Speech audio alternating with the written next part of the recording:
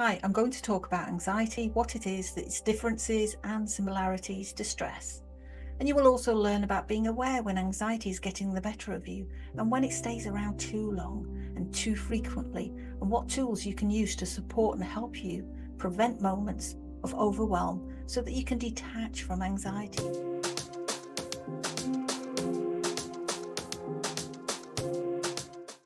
I will also touch on gratitude and how research shows that the power of gratitude has been related to 23% lower levels of cortisol, the stress hormone, released by the body.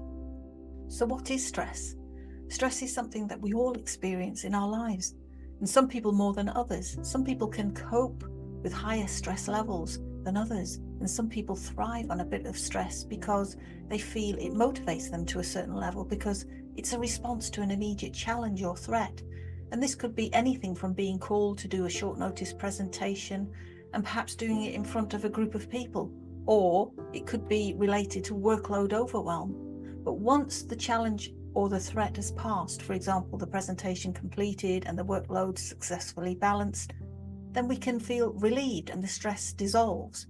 It's when our stress becomes too much for us to cope with and it creates overwhelm and starts to shift to anxiety. And the anxiety may return more frequently and stay around too long due to perpetual worry and dread, even when there is no apparent threat, but the stress is the common trigger for the anxiety. So here we can see a difference between stress and anxiety in that stress is a response to an external cause and anxiety is the result of a person's internal reaction to stress. So where stress may pass when there is balance achieved, with anxiety, the thoughts and feelings of persistent dread and apprehension continue. And so if that cycle is not interrupted, we can then become prone to something called anxiety disorder. So what is anxiety disorder? Anxiety disorder can be classified in several ways, and these include generalized anxiety disorder, phobias, panic attacks or panic disorder, OCD, social anxiety and PTSD. Stress and anxiety can share similarities, for example, headaches, chest and joint pains, excessive worry, fatigue, insomnia, irritability, increased blood pressure, creative blocks, impaired memory, and increased heart rate, to name a few. So when you experience high stress, it affects the longest nerve in your body called the vagus nerve, an extremely important part of your parasympathetic nervous system. And it runs from your brain right through your head, down your neck, and throughout your body and vital organs. High vagus nerve tone keeps your body ticking over healthily, processing, digesting, transporting, and regenerating. It controls mood, blood sugar, energy levels, and more. But an underactive vagal tone, due to stress, poor diet, and/or impaired sleep, causes your sympathetic nervous system, which is the stress response, to become overactive and creating the symptoms previously mentioned. So, what can you do to improve your vagal tone? Well, the best way is to deal with the root cause issues. Research shows that regular stimulation of the vagus nerve can improve vagal tone, and there are some simple exercises that you can try if it feels comfortable to help ease stress, anxiety, depression, mood, and fatigue. And these include gargling. So gargling long enough to trigger the vagus nerve that runs through the back of the throat. This can be done morning and night with water or salted water or even mouthwash to remove throat bacteria at the same time. Also humming, chanting and singing. A study in the International Journal of Yoga showed that chanting Om helped to deactivate particular parts of the limbic system in the brain part involved in stress and emotional responses such as the amygdala. Another exercise is exposure to cold, so splashing cold water on your face, cold showers, drinking iced water, even sucking on ice cubes or crushed ice, which, let's be careful here because we don't want any choking. Here's one we can try now. It's a vagus nerve massage, using your fingers to place on the inner top ear groove. Just gently rotate either way in a soft circular motion. Spend about a minute massaging this spot and notice any changes that occur. And now move to the lower ear grooved area. Here again, slowly rotating gently, no hard pressure, and do this for about a minute and notice any changes. You may want to sigh, yawn, even stretch out or feel a warm calmness come over you. And now switch to the other ear and do the same thing. Regular practice can bring your mind and body into a calm balance. And you can also try gently moving your fingers slowly down the sides of your neck, down to your throat. And I do this regularly, just gently down the sides, rotating as you go down.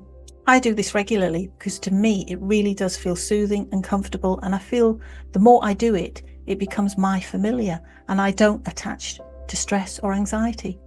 So practicing vagus nerve exercises regularly can help to build up your resilience against stress and anxiety. And they don't take much time to do, and they're easy to execute and can only serve you in the most beneficial way throughout your working day. So what happens when you experience long-term anxiety? Well, long-term anxiety may damage the brain in a way that causes further anxiety. Researchers have found that when anxiety is left untreated, the prefrontal cortex, hippocampus, and other connected sections of the brain all appear to decrease in size. The longer the anxiety goes untreated, the smaller and weaker they appear to be. So those with anxiety may feel their thoughts are completely natural, when in reality the brain contributes to that type of negative, anxious thinking due to the damage. And it's also thought that chronic anxiety may exacerbate depression and contribute to dementia. And you can change this by moving away from anxiety with the repetitive use of relaxation tools to which we have learned about today. And the thing with anxiety is knowing and believing that you are safe in the present moment, to enable the feelings of fear to subside related to future uncertainties. There is an anonymous quote that states, "If you want to conquer the anxiety of life, live in the moment and live in the breath." So use breathing exercises, and mindfulness can bring you back to the present moment and allow a space to self-praise and self-talk in a way that serves you better. So detaching from work allows your mind and body to relax and rejuvenate, interrupting stress buildup and improving overall well-being. Physical exercises increase the natural dopamine, happy hormone that we all love, and this will strengthen your resilience to stress and anxiety over time. Journaling your thoughts helps to clarify your emotions, gain insight into your feelings, and track your personal growth over time. It's an amazing way of fully recognizing and expressing gratitude for the things important to you in your life. Expressing gratitude has been extensively studied and found to have a multitude of benefits for both mental and physical health. Research indicates that regularly practicing gratitude can enhance emotional well-being by increasing overall happiness and reducing symptoms of depression and anxiety. Grateful individuals tend to have a more positive outlook on life, which can improve relationships and increase social support. And physically expressing gratitude is associated with better sleep quality, reduced blood pressure, and a stronger immune system. Additionally, gratitude practices can enhance resilience by helping individuals cope more effectively with stress and recover from traumatic events. And overall, cultivating an attitude of gratitude can lead to a healthier, more fulfilling life. And who doesn't want that? So it's very important to identify anxiety as early as possible to prevent its escalation into a disorder that can negatively affect your life in so many ways, through your work, leisure, and social life. Anxiety disorder is increasing around the world and is one of the most common mental health issues in the United States today. And Mental Health First Aid USA have said it has affected 40+ million adults each year. Mental Health UK report over 8 million experiencing these conditions. So that's over 1 in 10 people. And you don't need to be one of them. We are in a very technological world now. When you are working in this modern 24/7 high-tech world of online content creation, you are facing the pressures of trying to build your channel, your business, your brand, pushing for high-end content, delivery, meeting followers' needs, extended working hours. Slowly, you may notice you are not taking as many vacations. You start lacking exercise, skipping meals, or grabbing quick fix junk food, experiencing sleep issues, and much more. And this becomes the treadmill leading to stress and anxiety, picking up speed along the way, and that's not the treadmill you want to be on. So we have covered several tools for interrupting stress and anxiety.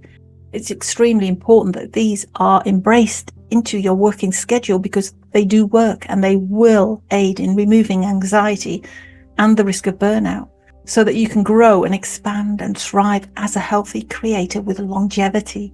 Anxiety cannot be cured overnight. It requires comprehensive changes and a solid, committed plan. So you don't want to just relieve it, you want to fix it.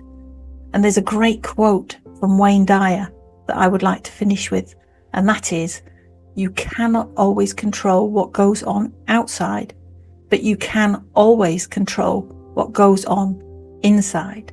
And this powerful reminder underscores the importance of inner peace and resilience, guiding us to focus on our inner strength amidst the external chaos.